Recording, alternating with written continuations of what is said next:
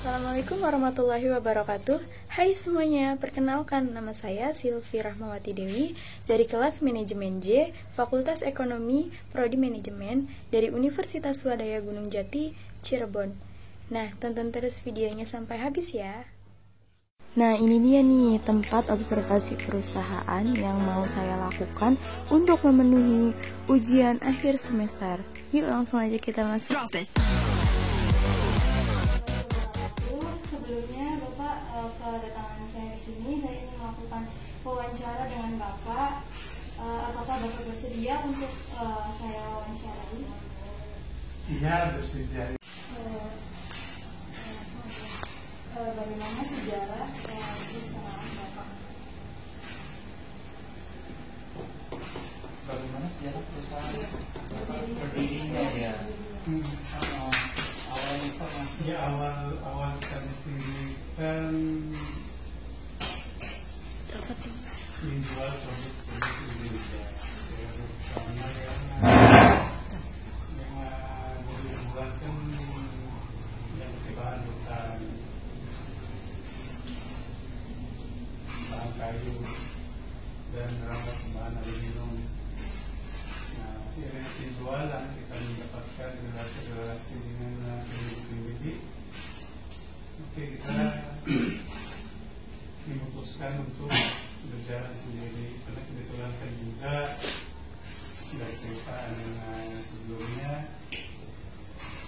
memutuskan untuk berhenti dengan sebuah alasan. Ya udah, daripada itu bayar-bayarnya itu banyak hilang, ya itu kita jalankan. Dan juga orang-orang produksi di lapangan ada mau kerja, sayang kalau nggak diterusin. Lalu kita dijadikan perusahaan yang bisa mengekspor sendiri melayani pembeli ya. Awal tahun berdirinya itu kira-kira tahun berapa? Di sini kita tahun Kalau yang berdiri sendiri saya rasa dihitungnya tahun 2021 ya Pak? 2020 ya? Selanjutnya, bagaimana visi dan misi perusahaan ini sampai perusahaan ini bisa maju dan sukses? Visi dan visi kita menyejahterakan orang-orang kerja, mana mereka akan mencari makan sehari-hari di sini. Ya, kita berharap di depan mereka akan meningkat ya.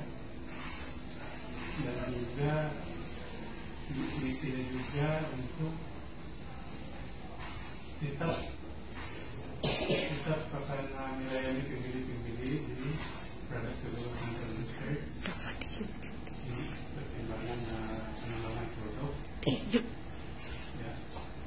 Ya, dimana sekarang kita menangani proyek-proyek ya, proyek dengan hotel-hotel resort yang ternama di dunia.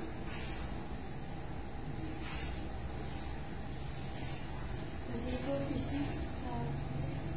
Ya.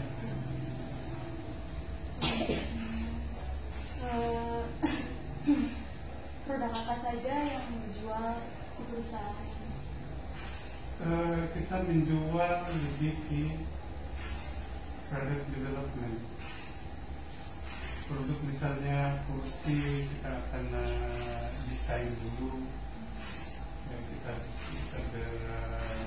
berkolaborasi dengan desainer-desainer di luar negeri, desainer-desainer yang ditunjuk sama hotel-hotel sama resort. Kita buatkan mereka prototype sampai satu kursi itu berdiri di desain baru. Kursi itu kemudian itu disukai 100%, sukai dari pembeli, sukai dengan kita, langsung kita produksi. Nah itu bukan, ya kursinya kebanyakan customize ya, bukan yang biasa-biasa aja, bukan. Selain kursi ada apa lagi? Meja, lampu-lampu, lampshade namanya. Lampu atau lampu printer ya. Berarti banyak ya Pak produk yang dijual. Banyak. Selanjutnya, bagaimana struktur organisasi di perusahaan Bapak? Seperti nama pemiliknya, terus yang kalau itu kita bisa dikasih nanti ya, ada sebuah flowchart istilahnya. Mungkin akan dibikin sama Pak Jani. Selanjutnya, negara mana saja yang mengimpor produk dari PT Sarazel? Di sini kita kebanyakan dari Netherlands, dari Jerman, dari Maldives, Bora-Bora, di French Province kalau nggak salah ya. Seychelles. Selanjutnya, apakah ada kesulitan yang dihadapi dalam mengekspor produk? Kesulitan.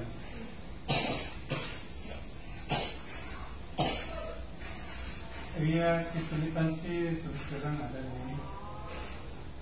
bukan di sisi teknikal, bukan sisi pemerintah juga, bukan, melainkan di sisi finansial bernegara.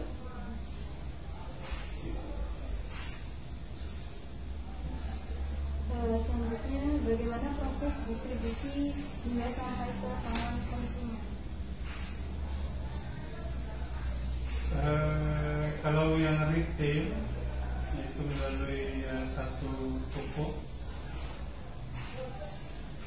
dari toko itu milik kita, setiap negara gitu ada toko.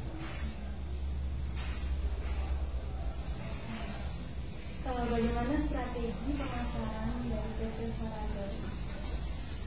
Kita kebanyakan dengan pemasaran secara kerjasama dengan designing company, dengan supplier, material supplier. Kalau pandeminya lagi nggak ada, ya kita akan ikut di commercial exhibition.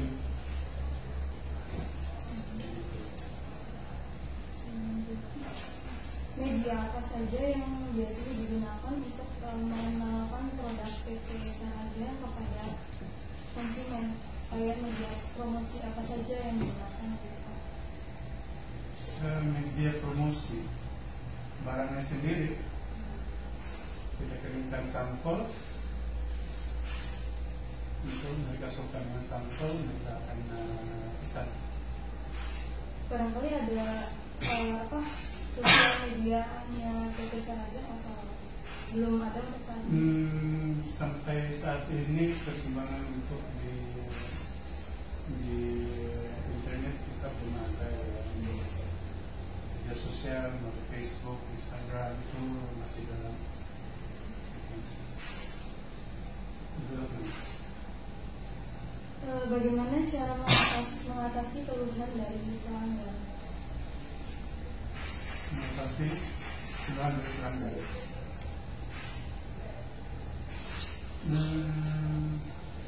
Keluhan seperti apa? Ya, misalnya ada keterlambatan pengiriman gitu. Ya, kita akan ada perbaikan dengan sistem organisasi di produksi. Untuk kualitas, jika ada komplain kualitas, ya kita akan ada perbaikan di quality control.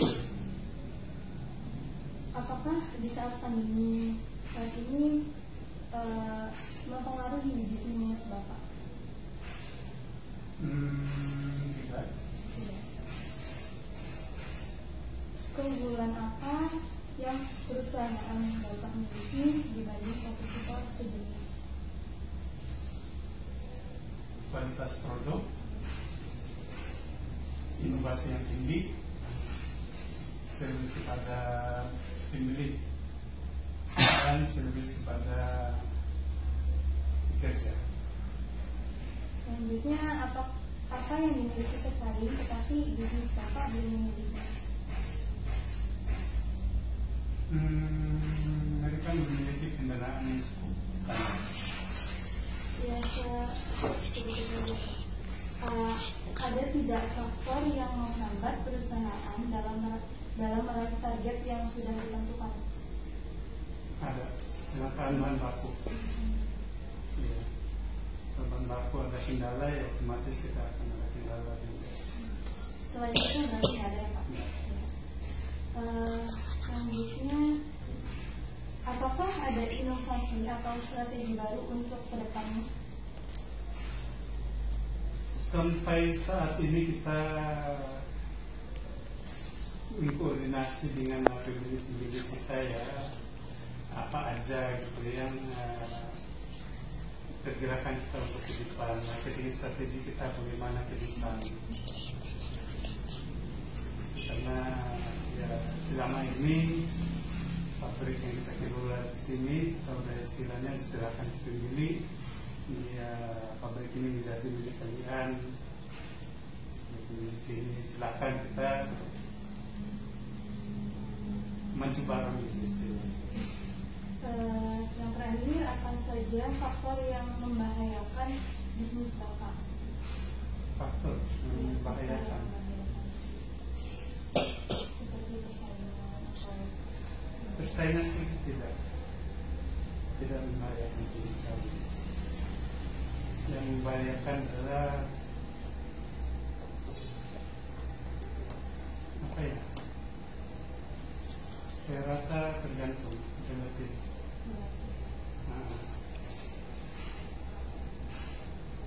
Jadi faktor yang membahayakan itu enggak ada yang belum. Ya, saya belum bisa. Apa aja nggak ada kalau Belum menurut bisa saya, kalau selama saya kerja di sini nggak ada. Baik Bapak, terima kasih atas waktu Bapak yang telah Bapak berikan. Sebelumnya saya mohon maaf karena telah mengganggu waktu Bapak. Sekian dari saya, kurang lebihnya mohon maaf. Wassalamualaikum warahmatullahi wabarakatuh. PT Sarazel Mebel Industri berdiri pada tahun 2020. PT Sarazel Mebel Industri didirikan oleh 3 orang, yaitu Ibu Sarah Wijayati, Bapak Brian Bariaga, dan Ibu Ita. PT Sarazel Mebel Industri terletak di daerah Tegalwangi, tepatnya di Jalan Manau, Kecamatan Waru, Kabupaten Cirebon. Awalnya PT Sarazel Mebel Industri dibangun oleh 2 perusahaan, tetapi di tengah perjalanan, perusahaan yang sama-sama membangun PT Sarazel ini kemudian mengundurkan diri, dan akhirnya PT Sarazel memutuskan untuk membangun usahanya sendiri.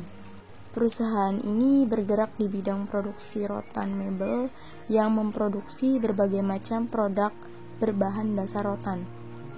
Tidak hanya dalam negeri, perusahaan ini menjual produknya hingga ke luar negeri, yaitu melakukan kegiatan ekspor dan impor. Dalam mengatasi keluhan pelanggan, PT Sarazel memberikan layanan servis terbaik, menerima komplain, serta menerima saran dan masukan yang diberikan oleh konsumen. Visi dari perusahaan ini mensejahterakan karyawan. Misinya melayani konsumen dengan baik dari dalam maupun luar negeri. Dan yang kedua, perkembangan produk atau inovasi produk. Struktur organisasi PT Sarazel Mebel Industri. Nederland, yaitu tepatnya Belanda, Jerman, Maldives, Seattle, tepatnya di Amerika Serikat, Bora Bora, yaitu tepatnya di Perancis. Untuk konsumen dalam negeri, konsumen langsung datang ke tempat produksi, kemudian memesan produk.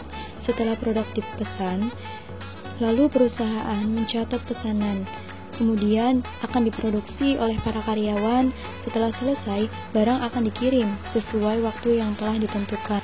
Untuk perusahaan yang ada di luar negeri, perusahaan luar negeri melihat produk PT Sarazel, kemudian PT Sarazel mengirim produk yang dipesan sesuai waktu yang telah ditentukan.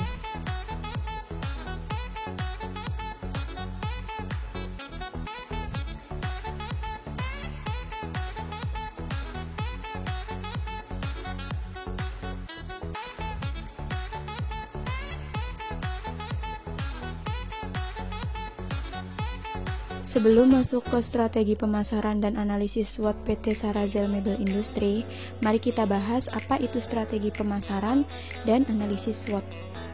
Strategi merupakan suatu perencanaan jangka panjang yang disusun untuk menghantarkan pada suatu pencapaian akan tujuan dan sasaran tertentu.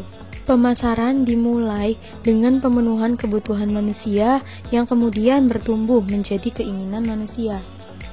Strategi pemasaran dirancang untuk mencapai tujuan perusahaan dengan mengembangkan keunggulan daya saing yang berkesinambungan melewati pasar yang dimasuki dan program pemasaran yang digunakan. Analisis SWOT adalah metode analisis perencanaan strategis yang digunakan untuk memonitor dan mengevaluasi lingkungan perusahaan, baik lingkungan eksternal dan internal. Tujuan analisis SWOT untuk menemukan aspek-aspek penting dari kekuatan, kelemahan, peluang, dan ancaman di dalam suatu perusahaan.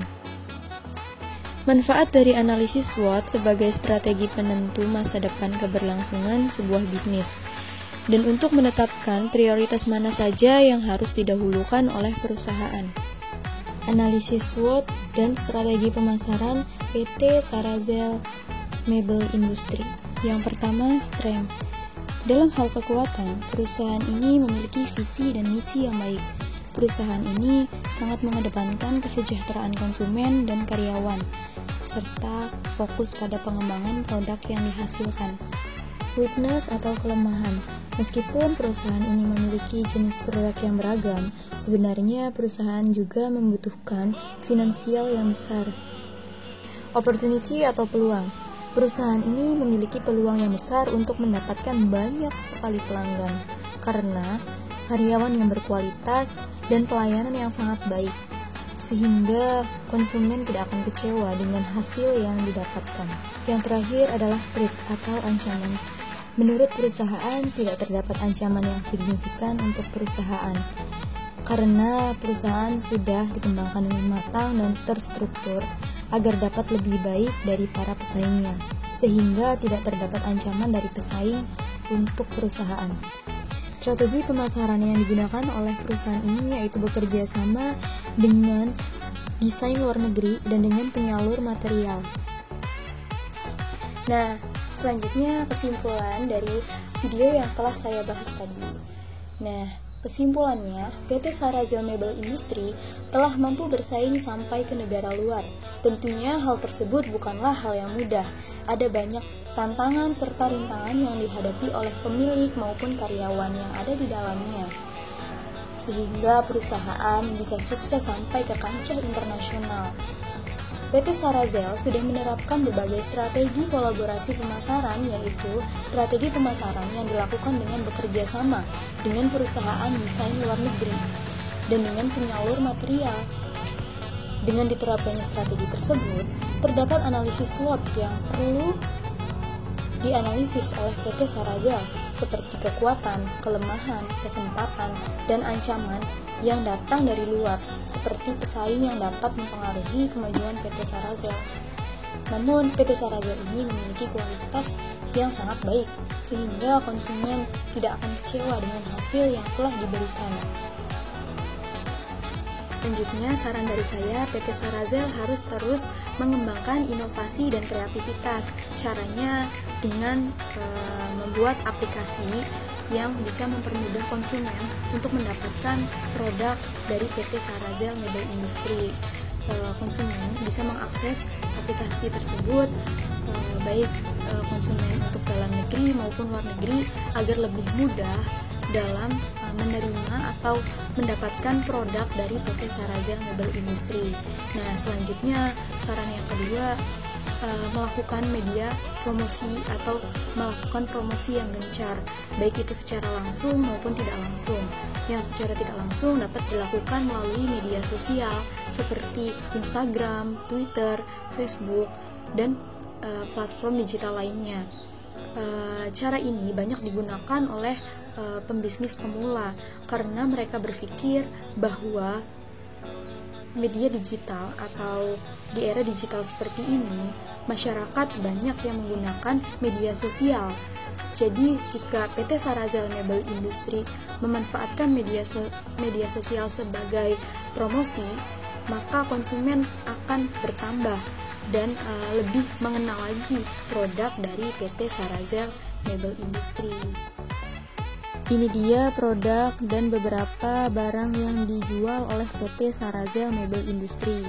Terlihat dari desainnya yang unik dan bahan yang berkualitas, karena PT Sarazel Mebel Industri mengutamakan kualitas produk agar konsumen puas dengan hasil yang didapatkan.